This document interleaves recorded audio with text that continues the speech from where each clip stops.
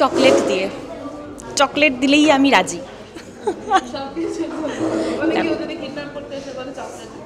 এইসবে কেন রাজি হব বলো, এইটা তো উচিত নয় রাজি হওয়া, কিন্তু ওই আর কি চকলেট দিয়ে আমাকে মানানো যেতে পারে।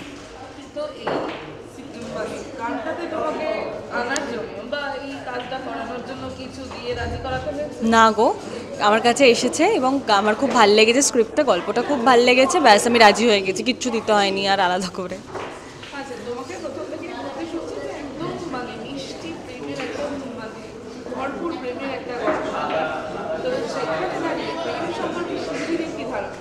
প্রেম ভীষণ সুন্দর একটা জিনিস, প্রেম করুন, ফাটিয়ে বাঁচুন, ব্যাস, প্রেম ছাড়া জীবন।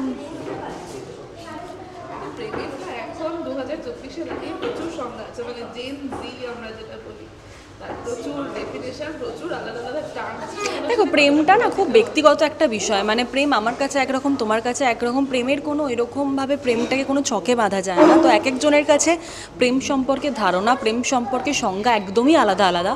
তো এটা আমি, মানে আমার কাছে কোনো কমেন্ট নেই এটার জন্য।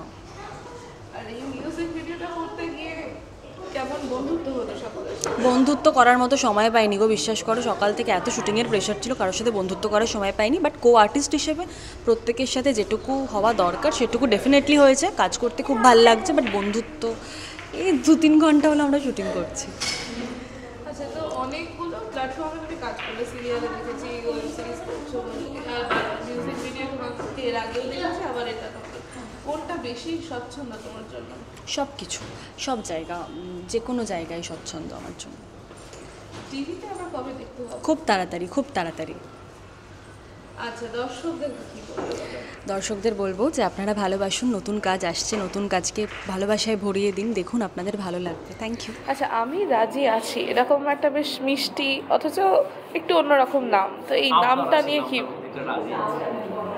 তো দুজনের কি একই মত যে আবদারি আছে? আচ্ছা, কাজটা করতে গিয়ে এরকম কাউকে কোনো কিছুতে জোর করে রাজি করাতে হয়েছে কাউকে?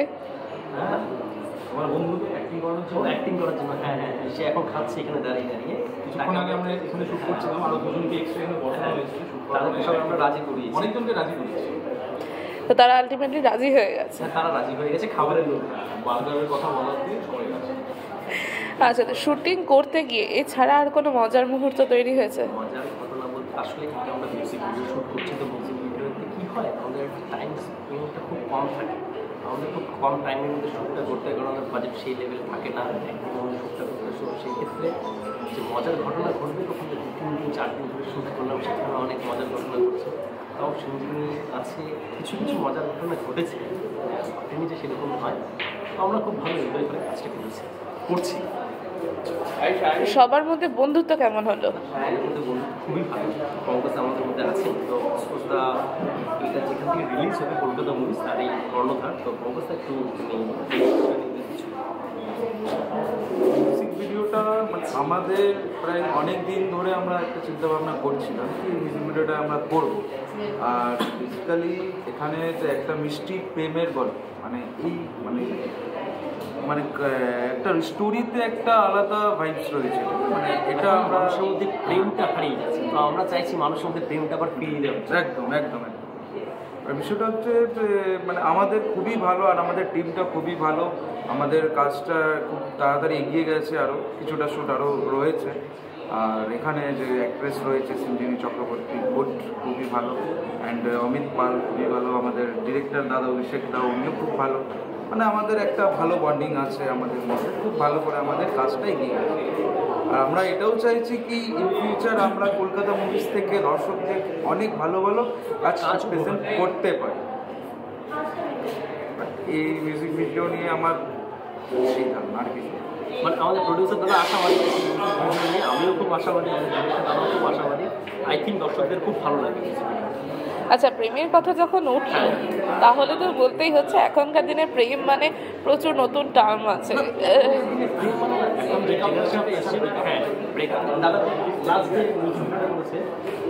সেটার একটা ডায়লগ আছে, এখন না মানুষ কি হচ্ছে, আমি যেটা দেখলাম, আমরা তো 90s ছেলে, এখন এখনকার প্রেমটা না অনেক যান্ত্রিক হয়ে গেছে, মানে সেই যে মিষ্টি যে প্রেম ব্যাপারটা আছে সেটাই আমরা এখানে তুলে ধরার চেষ্টা করছি। যান্ত্রিক যে ফেসবুক, হোয়াটসঅ্যাপ, সোশ্যাল মিডিয়া ছাড়াও যে প্রেম করা যায় সেই জিনিসটা আমরা এখানে তুলে ধরার চেষ্টা করছি।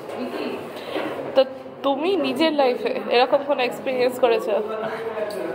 হ্যাঁ অবশ্যই, আমি বললাম আমি 90s ছিল, তো আমি এই প্রেমগুলো আমি করেই এসেছি, মানে আমাকে আলাদা করে কিছু করতে হচ্ছে না। বাট আমি এখনকার জেনারেশন যারা আছে তাদের হয়তো বা একটু টাফ লাগতে পারে, এখন তারা তো এখন ফেসবুক প্রেম হয়ে গেছে, যেটা জেনারেশন সেট, যেটা খুব ভালো হচ্ছে। আর এখনকার প্রেমগুলো কোথাও কি তোমার কাছে এসেছে মনে হয়েছে যে না এটা আমার পক্ষে সম্ভব না, এরকম হয়েছে কিছু? আসলে আমরা যে ইন্ডাস্ট্রিতে বা আমরা কাজের মধ্যে থাকি, আমাদের মানে আলাদা করে বাইরে প্রেম করা ডিফিকাল্ট, মানুষ বুঝতেই চায় না আমাদের, মানে আমাদের ইন্ডাস্ট্রির বাইরে যারা আছে তারা ভাবছে কী করছে কী না, কারণ আমরা তো সবসময় সব জায়গায় মানে সবসময় টাইম দেওয়ার জন্য পসিবল হয়, তো সেক্ষেত্রে একটা ব্যস্ত থাকি। তো এটা আরও ভালো বলতে পারছি সেটা হচ্ছে এই ব্যাপারটা প্রেমটা নিয়ে এমনি কি বলবো, এটা নিয়ে তুমি কঠিন কোশ্চেন জিজ্ঞেস করলে, এমনি নিয়ে কিছু বলার নেই। আমার জীবনে প্রেম, মানে আমার যেটা বলার আছে সেটা আমি বলে দিয়েছি। হ্যাঁ মানে প্রেমটাই ইজ অল অ্যাবাউট এক্সপ্লোর করা, আমার জন্য সেটাই। আমিও মিউজিক ভিডিও থ্রুতে বা সিনেমার থ্রুতে প্রেমটাকে এক্সপ্লোর করতাম। হ্যাঁ একদিন আমার ক্ষেত্রেও তাই। আচ্ছা, তাহলে শেষে দর্শকদের কি বলবে? দর্শকদের আমি এটাই বলতে চাইছি, এটা সুন্দর মিষ্টি প্রেমের গান, এটার সঙ্গে একটা টুইস্ট আছে যেটা আই থিঙ্ক দর্শকদের খুব ভালো লাগবে। আমরা খুব কষ্ট করে মিউজিক ভিডিওটা রেডি করছি, এবার দর্শকরা যদি ভালোবাসেন তাহলে ভালোবাসা ছড়িয়ে দেবেন সবার মাঝে। যদি আমরা কিছু ভুলও করি সেটার জন্য আমাদের বলা হয় যে এই জিনিসগুলো ভুলে যদি আমরা একটু করতে পারবো, তাহলে এটা আমাদের পক্ষে আরও ভালো যে নেক্সট টাইমে আমরা যখন কাজগুলো করবো সেদিকে আমরা আরও নজর দিতে পারবো। Thank you. Thank you.